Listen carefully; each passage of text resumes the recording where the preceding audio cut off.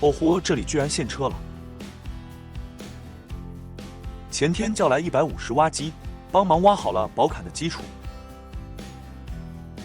昨天一天去了一大半。昨天下班之前拉来的石头已经放好了。今天早上来先拌砂浆，把拌好的砂浆放到宝坎上去。师傅们也开始了一天的工作。我这也是一铲斗砂浆，一铲斗石头的，往下面放。暂时没放完的石头，给它往边上堆一下，要随时保持公路的畅通。我这活干得正起劲，来了一个中巴车，把石头扒到边上，先让它过去。这地方对于中巴车来说有点窄。车师傅还下来看了看，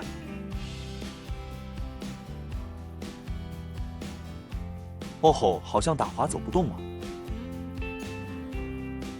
师傅往后面倒，车也倒不出来。谢纳你了，之前过去那么多轿车都没问题，按理说中巴车就更没问题了，没成想他却限车了。我有心帮忙用挖机给他推一下，但车师傅笑着拒绝了。车师傅把后轮前后的土扒一下，我们拉石头的师傅也帮忙踩沙，垫在后轮的地方，但车还是打滑倒不出来。车师傅又到车前面来铲前面的土，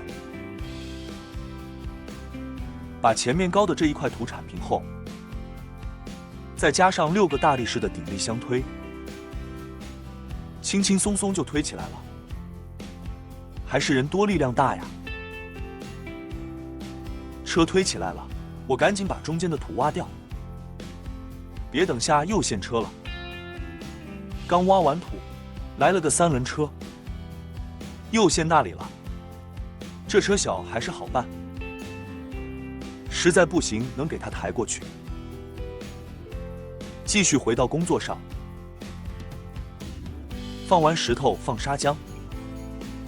博坎与公路之间的间隙一般是填渣土的，但是这工地老板大气，直接叫我用石头填。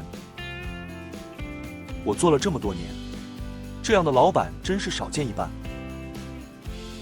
都是能省则省，更何况还加料的。博坎快要砌好了，把公路上的土清理干净，装车拉走。切好了宝坎，还得把之前拆掉的护栏装好。